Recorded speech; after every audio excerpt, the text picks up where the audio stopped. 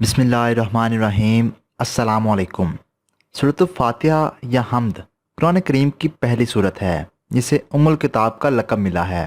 اس کا شمار مکی صورتوں میں ہوتا ہے اور پہلے پارے میں واقع ہے۔ یہ مختصر صورتوں میں شمار ہوتی ہے، گو کہ روایات اور احادیث کے مطابق معنی و لحاظ سے بہت عظیم اور قرآن کی اساس اور بنیاد ہے۔ سورہ حمد تمام واجب اور مستحب نمازوں میں پڑھی جاتی ہے اور اس کا مضمون توحید اور حمد خداوندی پر مشتمل ہے۔ اس سورت کی فضیلت میں کہا گیا ہے کہ اس کا نزول امت اسلامی پر عذاب نازل نہ ہونے کا سبب بنا۔ مزید تفصیل میں جانے سے پہلے اس ویڈیو کو لائک کریں، ہمارے چینل کو سبسکرائب کریں اور گھنٹی کا بٹن ضرور دبا دیں۔ سورت حمد کو واجب نمازوں میں پڑھنا، بیمار پر دم کرنا اور میت کو قبر میں رکھتے ہوئے پڑھنا مستحب ہے۔ اس سورت کا اصل نام فاتح الکتاب ہے، اس لیے کہ یہ قرآن کریم کی پہلی سورت ہے۔ امام نسائی روایت کرتے ہیں، حضرت ابن عباس رضی اللہ تعالیٰ عنہ بیان کرتے ہیں کہ جس وقت جبرائیل علیہ السلام نبی کریم صلی اللہ علیہ وآلہ وسلم کے پاس بیٹھے ہوئے تھے تو انہوں نے اوپر کی جانب سے ایک چرچراہٹ کی آواز سنی۔ حضرت جبرائیل علیہ السلام نے کہا، یہ آسمان کا ایک دروازہ ہے جو آج کھلا ہے اور آج سے پہلے کبھی نہیں کھلا گیا۔ اس دروازے سے ایک فرشتہ نازل ہوا۔ حضرت جبرائیل علیہ السلام نے کہا، یہ فرشتہ جو زمین کی طرف نازل ہوا ہے یہ آج سے پہلے کبھی نازل نہیں ہوا تھا۔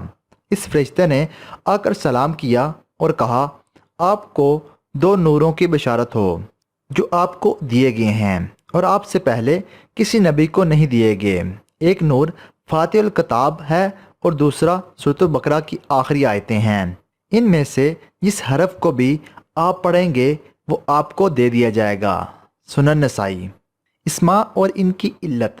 اس سورت کا اصل نام فاتح الکتاب ہے اس لیے کہ یہ قرآن کی پہلی سورت ہے اور قرآن کو اسی سورت سے کھول دیا جاتا ہے، اور پہلی وہ سورت ہے جو ایک ساتھ پوری سورت پیغمبر اکرم صلی اللہ علیہ وآلہ وسلم پر نازل ہوئی ہے۔ اس سورت کی اہمیت کے پیش نظر اس کے 20 سے زیادہ نام ذکر ہوئے ہیں۔ ترتیب و محل و نزول۔ سورۃ الحمد 2 مرتبہ، ایک بار بعثت کے ابتدائی دنوں مکہ میں اور ایک بار قبلہ تبدیل ہونے کے بعد مدینہ میں نازل ہوئی ہے، اور اسی بنا پر اس کو مثانی بھی کہا جاتا ہے۔ لیکن چونکہ پہلی مرتبہ مکہ میں نازل ہوئی ہے لہٰذا اس کو مکی صورتوں کے زمرے میں قرار دیا گیا ہے۔ یہ صورت مصحف کی ترتیب اور جمع قرآن کی ترتیب کے لحاظ سے پہلی صورت اور نزول کے لحاظ سے 5ویں صورت ہے۔ نیز وہ صورت ہے جو پوری صورت ایک ہی دفعے میں نازل ہوئی ہے۔ تعداد آیات و کلمات۔ سورۃ فاتحہ 7 آیات، 29 کلمات، الفاظ اور 143 حروف پر مشتمل ہے۔ یہ سورۃ حجم اور الفاظ کے لحاظ سے قرآن کی چھوٹی صورتوں یعنی مفصلات میں سے ہے، اور مفصلات میں بھی سورۃ القصار میں سے ہے۔ یہ صورت احادیث کی روح سے اگرچہ مختصر صورت ہے لیکن معنی کے لحاظ سے بڑی اور عظیم ام الکتاب اور قرآن کی اساس اور بنیاد ہے۔ اہمیت۔ مسلمانوں کی دینی و علمی ثقافتی زندگی میں سورۃ الحمد کو بڑی اہمیت حاصل ہے، کیونکہ یہ سورت ہر روز کی 5 گانہ نمازوں میں شیعہ فقہ کے مطابق 10 مرتبہ اور اہل سنت فقہ کے مطابق 17 مرتبہ پڑھی جاتی ہے۔ ہر نماز کی ابتدا میں اس سورت کو پڑھنے کی دلیل کو امام رضا نے اس سورت میں دنیاوی اور اخروی خیر حکمت کا یکجا ہونا قرار دیا ہے، اور ایسی جامعیت کسی اور کلام میں نہیں ہے۔ مضمون۔ اس سورت کا اصلی مضمون توحید، اللہ کا شکر، عبادت، مدد مانگنا اور ان سے ہدایت طلب کرنا ہے۔ اسی طرح اس سورت میں اللہ تعالیٰ کے اوصاف، اللہ تعالیٰ کے صالح بندوں کے اوصاف اور نشانیاں بیان ہوئی ہیں، اور ہدایت و صراط مستقیم کے مسئلے کو دعا کے سانچے میں بیان کرنے کے ساتھ ساتھ گمراہی اور غلط راستے پر چلنے والوں سے نفرت کا اظہار بھی ہوا ہے۔ اس سورت کو 2 حصوں میں تقسیم کیا جا سکتا ہے۔ ایک حصے میں اللہ تعالیٰ کی حمد و ثنا اور دوسرے حصے میں بندوں کی احتیاج اور نیاز کو بیان کیا ہے۔ حدیث قدسی میں آیا ہے کہ میں نے سورۃ الحمد کو اپنے اور اپنے بندوں کے درمیان تقسیم کیا ہے، اس میں سے کچھ میرے لیے ہے اور کچھ میرے بندوں کے لیے۔ احکام۔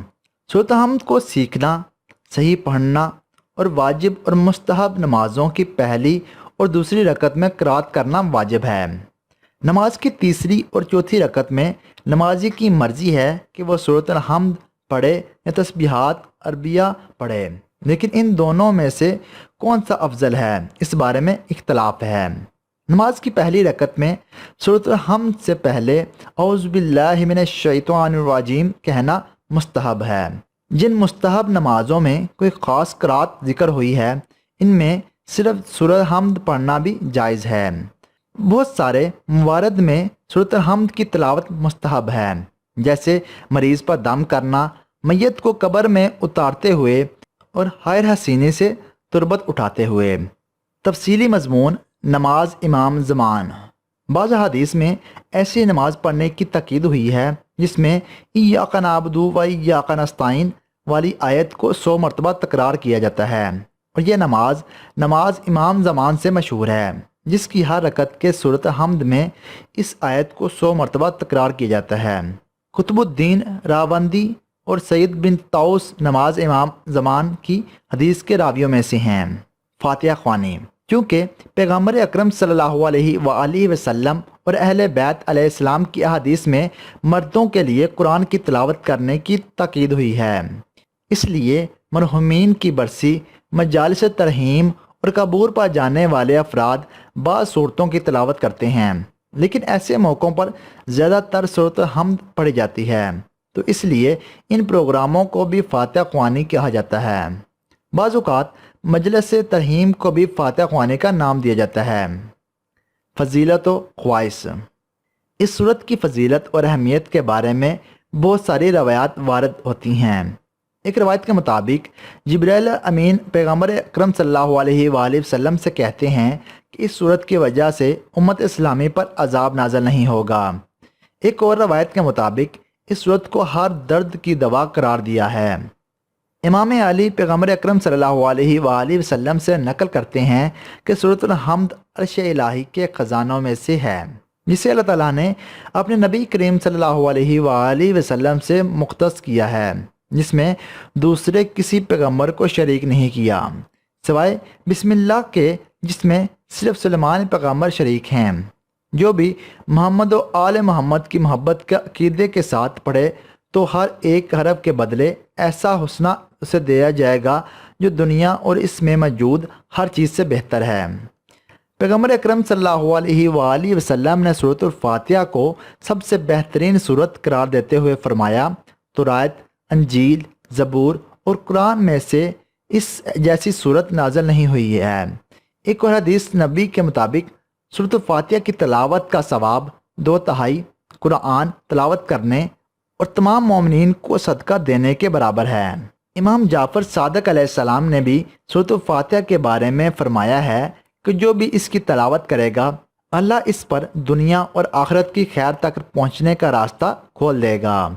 اور آپ صلی اللہ علیہ وآلہ وسلم نے اسی طرح پھر فرمایا کہ اللہ تعالیٰ کا اسم اعظم اس صورت میں تقسیم ہوا ہے۔ شیخ مفید اپنی کتاب الخطاص میں ایک حدیث نقل کرتے ہیں جس میں پیغمبر اکرم صلی اللہ علیہ وآلہ وسلم سے کسی نے سورۃ الفاتحہ کی تلاوت کی ثواب کا پوچھا تو اس کے جواب میں آپ صلی اللہ علیہ وآلہ وسلم نے اس تلاوت کی ثواب کو تمام آسمانی کتابوں کی تلاوت کے برابر قرار دیا ہے۔ امام ترمذی روایت کرتے ہیں، حضرت ابو ہریرہ رضی اللہ تعالیٰ عنہ بیان کرتے ہیں کہ رسول اکرم صلی اللہ علیہ وآلہ وسلم حضرت ابی بن کعب رضی اللہ عنہ کے پاس تشریف لے گئے۔ رسول اکرم صلی اللہ علیہ وآلہ وسلم نے فرمایا، اے ابی، اور وہ اس وقت نماز پڑھ رہے تھے۔ حضرت ابی رضی اللہ عنہ نے مڑ کر دیکھا اور حاضر نہیں ہوئے۔ حضرت ابی رضی اللہ عنہ نے جلدی نماز پڑھی، پھر رسول اکرم صلی اللہ علیہ وآلہ وسلم کی خدمت میں حاضر ہوئے اور عرض کہا، السلام علیکم یا رسول اللہ۔ رسول اکرم صلی اللہ علیہ وآلہ وسلم نے فرمایا، وعلیکہ اے ابی، جو میری طرف وحی فرمائی ہے کیا تمہیں اس میں یہ حکم نہیں ملا؟ ترجمہ، جب اللہ اور رسول تمہیں اس چیز کی طرف بلائیں جو تمہیں زندہ کر دے گی تو فوراً حاضر ہو جاؤ۔ حضرت ابی نے کہا، کیوں نہیں، اور میں انشاءاللہ دوبارہ ایسا نہیں کروں گا۔ آپ نے فرمایا، کیا تم یہ پسند کرتے ہو کہ میں تم کو ایک ایسی صورت کی تعلیم دوں جس کی مثل تورات میں نازل ہوئی، نہ انجیل میں، نہ زبور میں، نہ قرآن میں؟ میں نے کہا جی یا رسول اللہ۔ رسول اکرم صلی اللہ علیہ وآلہ وسلم نے فرمایا تم نماز میں کس طرح پڑھتے ہو؟ تو انہوں نے ام القرآن سورت فاتحہ پڑھی۔ رسول اکرم صلی اللہ علیہ وآلہ وسلم نے فرمایا اس ذات کی قسم جس کے قبضہ قدرت میں میری جان ہے، اس کی مثل تورات میں نازل نہیں ہوئی، نہ انجیل میں، نہ زبور میں، نہ فرقان میں۔ یہ دو بار پڑھی جانے والی 7 آیتیں ہیں اور وہ قرآن عظیم ہے جو مجھے دیا گیا ہے۔ یہ حدیث حسن صحیح ہے، جامع ترمذی۔ اگر آپ کو ہماری یہ ویڈیو اچھی لگے اسے لائک کریں، اسے زیادہ سے زیادہ شیئر کریں اور ہمارے چینل کو سبسکرائب کریں اور گھنٹی کا بٹن ضرور دبا دیں، جس سے آپ کو ہماری ہر ویڈیو بر وقت موصول ہو جائے گی۔